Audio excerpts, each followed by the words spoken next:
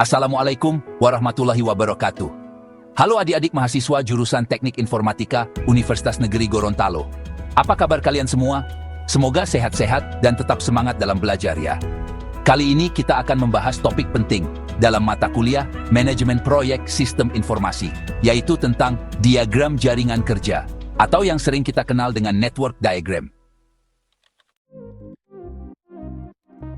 Materi ini sangat relevan buat kalian yang kelak akan terlibat dalam dunia kerja sebagai software engineer, project manager, ataupun sistem analis. Tapi tenang, kita akan bahas ini dengan cara yang santai dan mudah dipahami. Dalam dunia manajemen proyek, khususnya proyek sistem informasi, kita sering berhadapan dengan banyak aktivitas yang saling berkaitan dan harus dikerjakan secara berurutan. Nah, untuk mengelola itu semua, kita menggunakan yang namanya diagram jaringan kerja. Ada dua pendekatan utama yang biasa digunakan dalam membentuk diagram ini. Pertama, Activity on Node atau AON, atau dalam bahasa Indonesia disebut kegiatan pada node. Kemudian yang kedua, Activity on Arrow atau AOA, atau kegiatan pada panah. Mungkin kalian pernah ikut proyek kecil-kecilan, misalnya bantu membuat aplikasi sederhana untuk UKM di sekitar Gorontalo. Di sana kalian pasti harus menentukan urutan kerja, siapa yang coding, siapa yang desain UI, siapa yang testing, dan sebagainya. Nah, semua itu bisa divisualisasikan dalam bentuk diagram jaringan. Activity on Node atau AON ini adalah pendekatan yang paling sering digunakan. Di sini, setiap aktivitas proyek digambarkan dalam bentuk node atau kotak. Hubungan antar aktivitas digambarkan lewat panah yang menunjukkan alur kerja. Sebaliknya, dalam Activity on Arrow atau AOA, aktivitas digambarkan dalam bentuk panah, sedangkan node hanya menunjukkan awal dan akhir dari suatu aktivitas. Meskipun dua-duanya digunakan, dalam praktiknya AON lebih dominan. Bahkan sering juga disebut sebagai Precedence Diagram Method atau metode diagram ketergantungan karena menunjukkan siapa yang tergantung pada siapa. Bayangkan, kalian sedang mengerjakan tugas besar mata kuliah berbasis proyek. Misalnya, bikin sistem informasi untuk koperasi kampus atau sistem booking warung kopi kekinian di Gorontalo. Langkah-langkahnya tentu nggak bisa dilakukan sekaligus kan? Kalian harus mulai dari analisis kebutuhan, lanjut ke desain sistem, setelah itu baru coding. Lalu testing, dan terakhir deployment. Kalau analisis belum selesai, mana bisa desain dimulai? Ini persis seperti konsep dalam network diagram. Kita harus tahu urutannya, dan mana yang bisa dikerjakan paralel.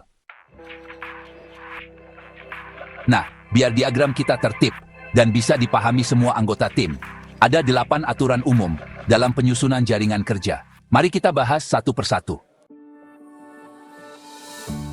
Aturan 1. Aliran jaringan bergerak dari kiri ke kanan. Ini artinya, aktivitas awal ada di sisi kiri dan berakhir di sisi kanan. Gampangnya, sama seperti cara kita membaca. Bayangkan kalian baca log proyek di Trello atau Notion dari kiri, daftar to do atau yang akan dikerjakan ke tengah, daftar doing atau hal yang sedang dikerjakan hingga ke kanan, daftar done atau yang sudah selesai dikerjakan. Semua bergerak dari kiri ke kanan. Aturan 2. Suatu kegiatan tidak dapat dimulai sebelum seluruh kegiatan pendahulunya selesai. Ini penting. Contoh pada gambar, aktivitas F tidak bisa dimulai sebelum aktivitas E dan aktivitas C selesai. Misalnya, kalian nggak bisa testing aplikasi kalau aktivitas coding dan aktivitas perancangan belum selesai. Ini logika dasar yang berlaku di semua proyek. Aturan 3. Panah dalam jaringan mengindikasikan aliran dan harus didahulukan, serta panah boleh saling menyilang. Jadi, arah panah menunjukkan urutan. Kalau panahnya dari A ke B, artinya B baru bisa jalan setelah A selesai. Kalaupun garisnya menyilang, yang penting alurnya jelas. Di whiteboard ruang diskusi kampus, mungkin kalian pernah bikin diagram alur kasar yang saling silang. Itu wajar, asal alurnya logis. Aturan 4. Setiap kegiatan harus memiliki nomor identifikasi yang unik. Ini supaya nggak ada kebingungan. Contohnya adalah ID angka aktivitas pada gambar ini. Bisa juga dalam bentuk ID huruf seperti ini. Aturan 5. Nomor identifikasi kegiatan harus lebih besar daripada kegiatan pendahulunya. Ini supaya urut. Kegiatan 7 tidak boleh bergantung pada kegiatan 8. Logikanya seperti versi software. Versi Ziman tentu muncul sebelum versi 10. Aturan 6. Pengulangan tidak diizinkan. Daur ulang tidak diperbolehkan dalam diagram ini. Artinya, satu aktivitas tidak boleh kembali ke aktivitas sebelumnya. Ini bukan game looping, tapi manajemen proyek harus jelas awal dan akhirnya. Bayangkan kalian udah sampai tahap deploy. Balik lagi ke analisis. Boleh saja dalam kenyataan, tapi dalam network diagram harus dicatat sebagai aktivitas baru, bukan kembali ke yang lama. Dengan memahami aturan-aturan ini, kita jadi bisa menyusun rencana kerja yang runtut, jelas, dan mudah dieksekusi tim. Sekarang kita masuk pada bagian penting dalam memahami metode Activity on Arrow atau AOE, yaitu mengenali simbol-simbol yang digunakan dalam penggambaran diagramnya.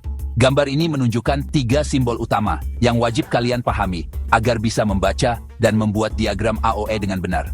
Pertama, simbol berupa anak panah lurus mengarah ke kanan. Simbol ini menyatakan aktivitas atau kegiatan nyata yang dilakukan dalam proyek.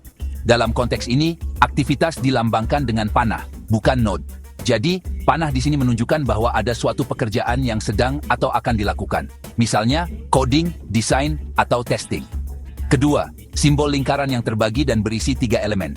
NO, yaitu nomor kegiatan atau event. SPA, yaitu saat paling awal. SPL, yaitu saat paling lambat. Lingkaran ini disebut node. Dan dalam metode AOA, node menyatakan suatu kejadian atau peristiwa, bukan aktivitas. Peristiwa ini biasanya adalah awal atau akhir dari suatu kegiatan. Misalnya dimulainya proses desain atau selesainya proses testing. Dengan kata lain, ini adalah titik transisi antar aktivitas. Ketiga, panah putus-putus. Simbol ini menyatakan dummy activity atau kegiatan semu. Kegiatan semu ini tidak memerlukan waktu maupun sumber daya, tapi tetap harus ditampilkan untuk menjaga hubungan logis antar aktivitas. Biasanya digunakan untuk menunjukkan ketergantungan antar dua kegiatan yang tidak bisa langsung dihubungkan oleh satu aktivitas nyata. Dengan memahami ketiga simbol ini, anak panah, node, dan dummy activity, kalian akan lebih mudah dalam membaca dan membangun diagram metode Activity on Arrow. Terdapat 2 jenis hubungan antar elemen dalam jaringan kerja, yaitu hubungan seri dan hubungan paralel. Pertama, hubungan seri. Bayangkan kalian sedang mengerjakan proyek pembuatan aplikasi web untuk UMKM di Gorontalo. Misalnya, kalian punya 2 kegiatan. Kegiatan A, mendesain UI UX. Kegiatan B, mengimplementasikan desain ke dalam HTML dan CSS. Nah, dalam kasus ini, kegiatan B tidak bisa dimulai sebelum kegiatan A selesai. Artinya, antara A dan B ada hubungan seri. Secara umum, hubungan seri terjadi ketika sebuah aktivitas tergantung penuh pada penyelesaian aktivitas sebelumnya. Jadi, kita bisa simpulkan, hubungan seri berarti urutan. Satu selesai dulu, baru yang lain bisa mulai. Ini sangat umum dalam dunia proyek, apalagi yang melibatkan logika dan sistem kerja terstruktur seperti dalam dunia pemrograman. Kedua, kita bahas hubungan paralel. Sekarang bayangkan lagi proyek kalian punya 2 kegiatan. Kegiatan A, setup database. Kegiatan B, coding halaman login. 2 kegiatan ini tidak saling bergantung dan bisa dilakukan bersamaan. Nah, ini yang disebut hubungan paralel. Kegiatan A dan B bisa dimulai di waktu yang sama, bahkan bisa selesai di waktu yang sama, karena tidak ada ketergantungan di antara keduanya. Ciri-ciri hubungan paralel dalam jaringan kerja ini bisa dikenali dengan kegiatan dimulai dari peristiwa awal yang sama, atau berakhir pada peristiwa akhir yang sama, atau keduanya memiliki peristiwa awal dan akhir yang sama. Bahkan bisa juga dimulai dan berakhir di titik yang berbeda, tapi tetap berjalan secara independen. Contohnya lagi, sambil satu tim mengerjakan dokumentasi proyek, tim lain bisa mengurus pengujian unit testing. Dua-duanya berjalan bareng, tanpa saling tunggu. Penutup, memahami perbedaan antara hubungan seri dan paralel ini sangat penting. Apalagi nanti saat kalian menyusun diagram jaringan kerja proyek TI secara lengkap. Kapan kita harus menunggu dan kapan bisa kerja paralel akan mempengaruhi durasi proyek, alokasi tim, dan jadwal. Jadi ingat selalu, seri tunggu dulu, paralel jalan bareng. Demikianlah penjelasan kita tentang jaringan kerja dalam manajemen proyek sistem informasi, mulai dari pendekatan AON dan AOA, simbol-simbol penting, hingga hubungan antar elemen seperti seri dan paralel. Semoga materi ini bisa membantu kalian lebih memahami bagaimana menyusun dan membaca network diagram secara efektif. Terus semangat belajar, karena ilmu ini sangat berguna nanti saat kalian terjun langsung ke dunia kerja. Jangan ragu untuk berdiskusi atau bertanya jika ada hal yang belum jelas. Wassalamualaikum warahmatullahi wabarakatuh.